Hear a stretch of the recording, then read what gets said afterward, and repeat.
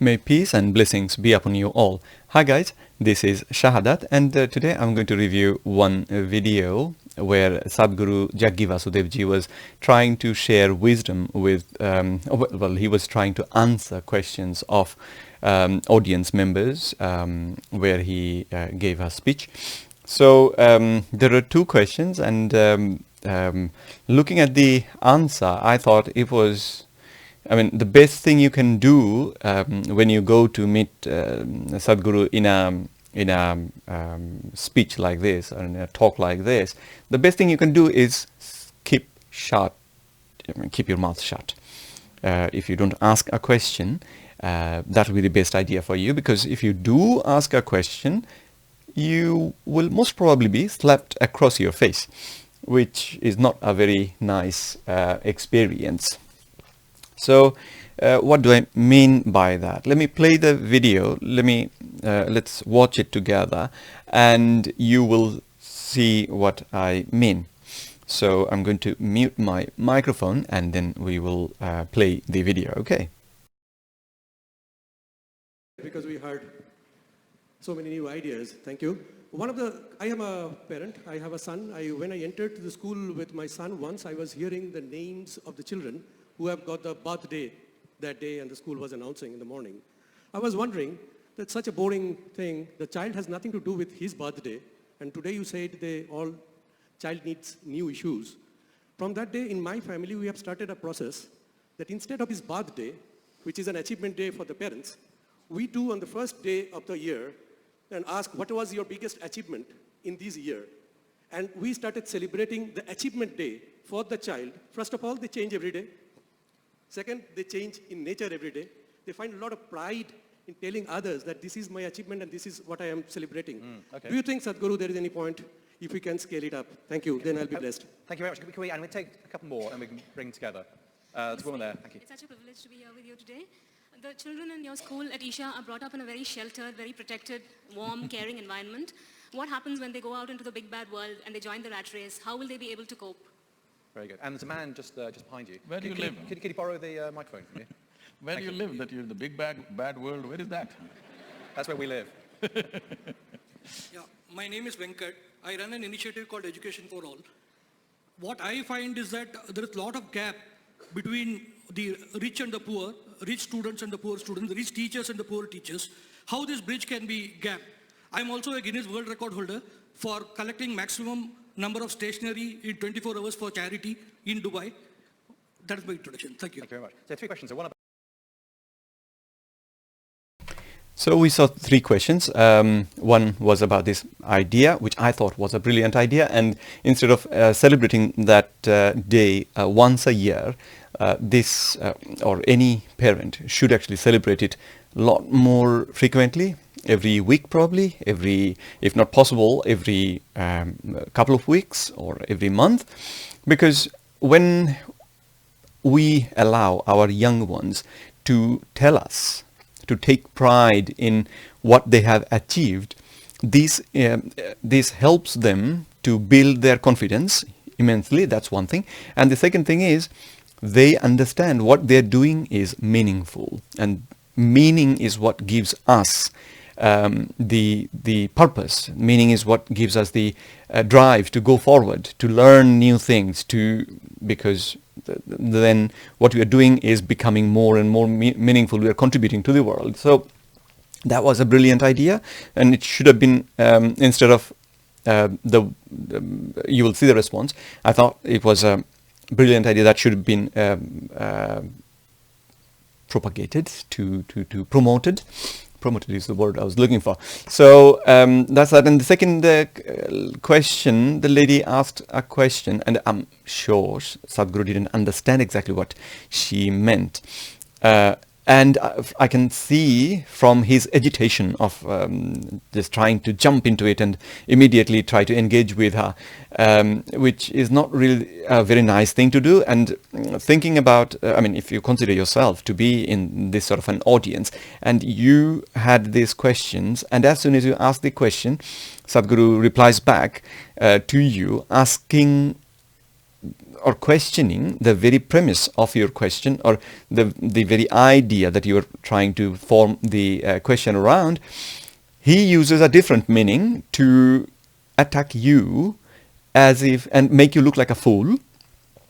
That's what in this particular case happened, I think, because among all these people, everybody found it quite funny that there is a big bad world. Do we not understand that there is a big bad world? Now, some of you will also, the blind followers of Sadhguru, you will also say, yes, there is no big bad world. But then I would say, you didn't understand the question. The big bad world is a metaphorical phrase here. The big bad world is not the physical earth, the planet earth we are talking about. We are talking about the people. All the people, if you forget about the earth, if you put all the people in some sort of a sphere somewhere, in a plane, okay, if you put them all together, and people are then trying to navigate through this plane, they are trying to communicate with each other. There are some of us are people with virtue. We try to be good to others, we try to help others, and then we have some who are really mean bastards. Sorry about my French. So there are people like that. There are pedophiles, there are rapists, there are killers, there are dacoits, there are all sorts of people with all sorts of intentions. So the world that we live in, if we just think about this as the world where we, our interaction with people, if we take that as the world, we see that it is not as nice as it could be, as we wish it to be, as we want it to be. It is not that nice. But what Sadhguru immediately did is try to make the lady look like a fool, which I personally don't approve. And it was impolite, in my understanding, to interfere, to try to engage with this lady when she asked this question, without waiting for the third question to be done and then respond, and then trying to respond back to her. It is, it's a, to my mind, I could be wrong, to my mind, it is just a cheap trick of showing off, trying to show off.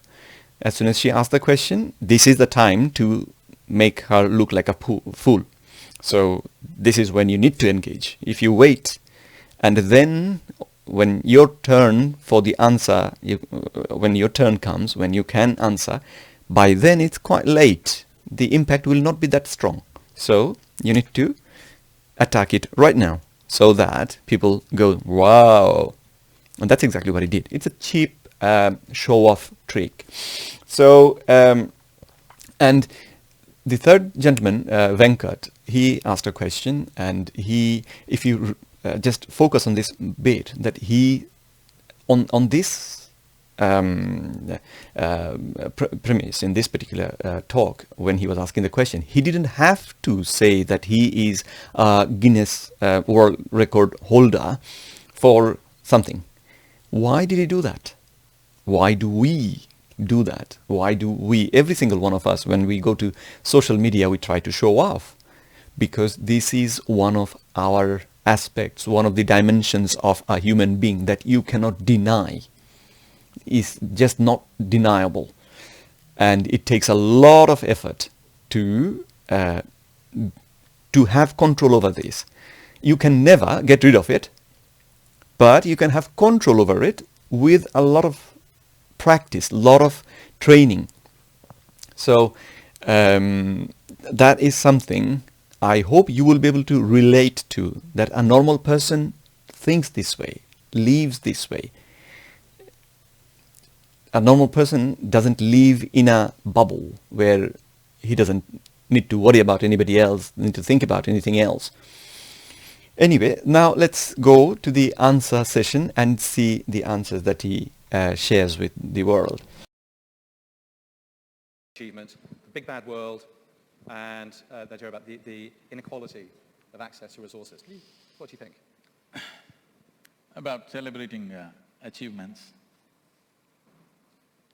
I think usually wherever certain things are done well, it gets celebrated in so many ways.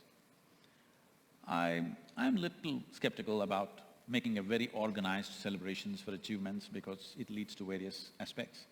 First of all, always wanting to get a prize, always wanting to get attention. This is one thing, we constantly work upon children not to seek attention.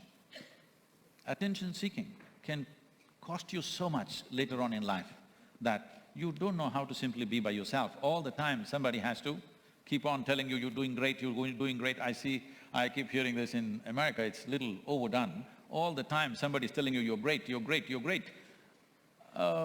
Everything is amazing, everything is great, and here she says it's a big bad world.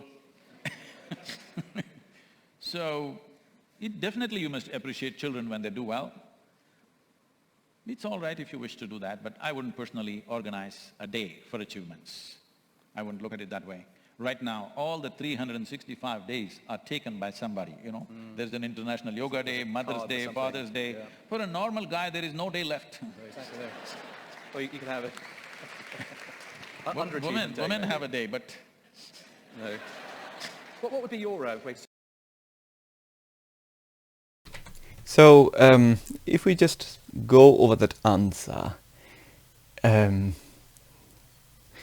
yes, I cannot object to him not wanting for a day like that.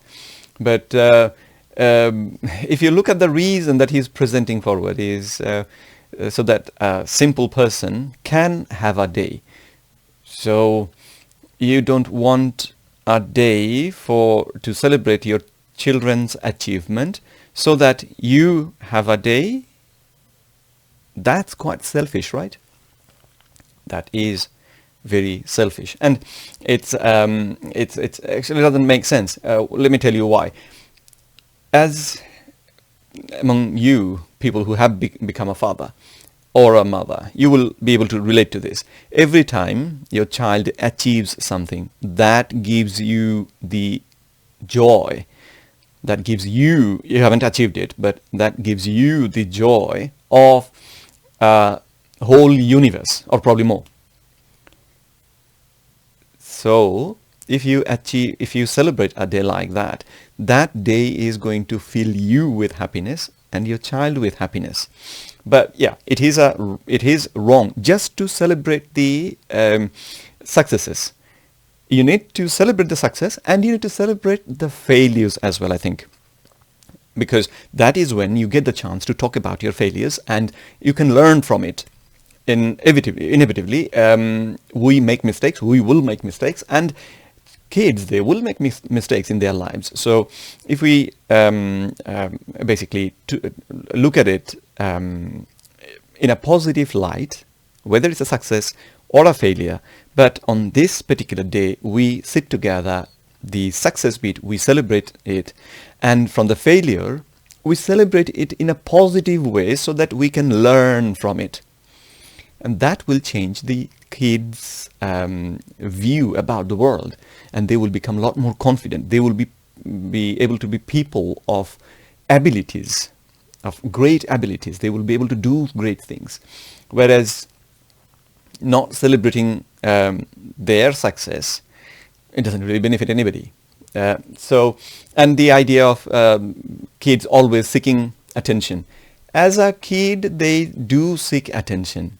But once you grow up, you don't seek attention in that way, in that sort of a way. And if you think that carries on, then you don't know a kid and you don't know an adult. But then, if we go back to the third question here, Venkat, he took this opportunity to tell the world that I have achieved something. Why is that? Why did he do that? It doesn't matter to him if we all say boo. Will it matter? No, because to him this is an achievement, and he is not sharing it to please us. He is not asking for our approval either. We all feel it. every single one of us can feel it once we do something that we feel is worth some value, something worthwhile. We want to tell others that we have achieved this. And this just gives us happiness and confidence. It helps us to build bridges, build bonds, which is very important in this day and age. But obviously, Sadhguru's view is different. And pretty much the idea, he has explained it in a negative light, as if this idea is not really a brilliant idea, even though I think, and probably most of you who are parents will think that it is a brilliant idea of celebrating your children's success. We should do it more often. We should do it every week, if not possible, every couple of weeks, at least once a month. Instead of doing it once a year, we should do it once a month at least, and we should include success and failure together, so that we have a better balanced understanding of the situation, so that the kids grow up knowing that it's not the end of the world to make a mistake. Okay, so that's my kind of understanding about that. And towards the end of the answer, he again had to go back and bash the lady who asked the question about the big bad world, and the final thing he tried to show the audience is, people like you and me, we need to have our day. Why? If we cannot have it for my child's day of achievement, cannot have it for as a day of achievement for my family, why do we need a day for? Anyway, hopefully you can understand what I mean. Let me move on. If you were sending yourself a card, Huh? if you were sending yourself a card, what's your greatest achievement? If I? If you were sending yourself a card to celebrate an achievement, what's your own personal greatest achievement? For me? Oh, I'm a big failure, so, because what my goals are, I know I will die without fulfilling them. And it's my wish and blessing to everybody that all of you should die without fulfilling your goals. That means your goals must be so large, you take one step. You can only set the direction for what you want. The work you do till the end of your life, the next generation should pick it up and hopefully they will complete it. So only if you have a very constipated goal, you're done with it by the time you're 60 and you think you've done a great achievement, you should not look at life like that. If you really want to see what needs to happen in the world, obviously we cannot fulfill this in our lifetime, isn't it? How much ever we do. So I never look back on any achievement because I don't think anything is an achievement, because within myself my thing is always that I way fall short of what I want to do all the time. Well, thank you very much. I feel like we were just starting. So, even though he labeled himself as a failure, but did you not sense that he is trying to show the world how special he is, how big his vision is? So he's not looking forward to completing it, he is leaving it for, he is just setting the direction, because his vision is so huge. There is a element of showing off in that. There is a element of self-gratification in that. Right. See, my goal is so big. And that's what he wants others to have as well. There is no problem, there is nothing wrong to have a massive goal. But taking pride in not being able to complete them is not really a wise thing to do, I think. And I have spent hundreds of hours watching Sadhguru's lectures, and from my experience so far, I've come to conclusion that he doesn't know what he's talking about, and he doesn't really understand life really. The only thing he can do is just use words randomly. There are certain words: dimension, life, to its potential. There are few words he will pick up, and he will throw at you these words in a way that you will be absolutely confused to infinity, and you will not be able to figure out what he's talking about. So if you cannot figure out what he's talking about, you cannot say either way. You cannot really critique, because you just didn't understand. And you think, wow, must have said something really valuable. Even though I don't understand it, it must be really very valuable. And that's one of the things I'm trying you guys to think again about. So I've seen his lecture where he was, he talks about not talking about or not celebrating achievements, but every chance he gets, he will talk about how he was a special, different child when he was like 4 years old, when he was 5 years old, when he was 11 years old. Don't you remember the story where at 11 years old he had this cobra? It is his friend. He went and got this cobra and he wants to bring it home because it is his friend. What is he trying to tell you and me with that message? He's trying to tell us that he is a special thing. He is a special person. He's not like you and me. And that is trying to show off. That is exactly the same thing that Venkat, the third questioner, tried to do. At the end of the question, he had to mention that I won I've got the world record for something. So Sadhguru, he does it all the time. Every time he gets a chance, I don't do this, I don't do that. I think in this way, and my visions are big. Pretty much the same thing that Venkat did, but he will obviously not accept it. And hopefully you guys can see how he is not actually giving you any wisdom to go forward with.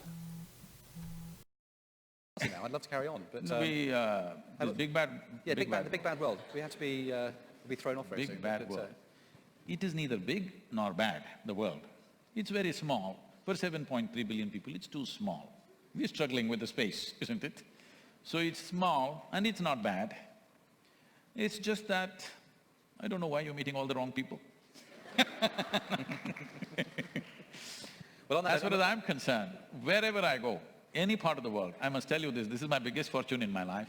Anywhere I go, whichever part of the world, for me, not a single day ever passes without me witnessing tears of love and joy and ecstasy around me. I don't think it's a bad world. No. Again, he had to go back to that lady and bash her and basically show her that she's an idiot. Now, if you notice that he is reducing the question down to the physical earth as the world, and the concept of bad applying to this world. Now we understand it doesn't work, right? The world, if we forget about all the people, all the animals, then the world is neither good or not bad. It's just a world. The big bad world concept comes only when we consider the people, as I told you earlier. When we consider the people, that's when it becomes a big bad world. There are people we do terrible things, and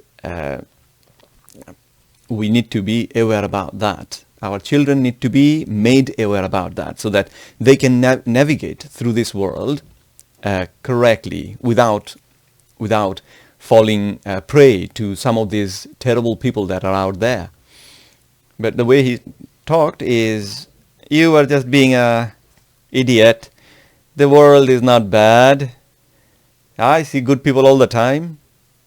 that doesn't mean there is no other bad people. And for this lady who asked this question, probably she encountered some terrible people, and we all encounter terrible people. We all know that. So him just denying it because it doesn't happen to me, it cannot be true, that is just so ignorant thing to say. I keep my eyes open and I don't see the sun, so the sun doesn't exist. Do you see any logic in there? No.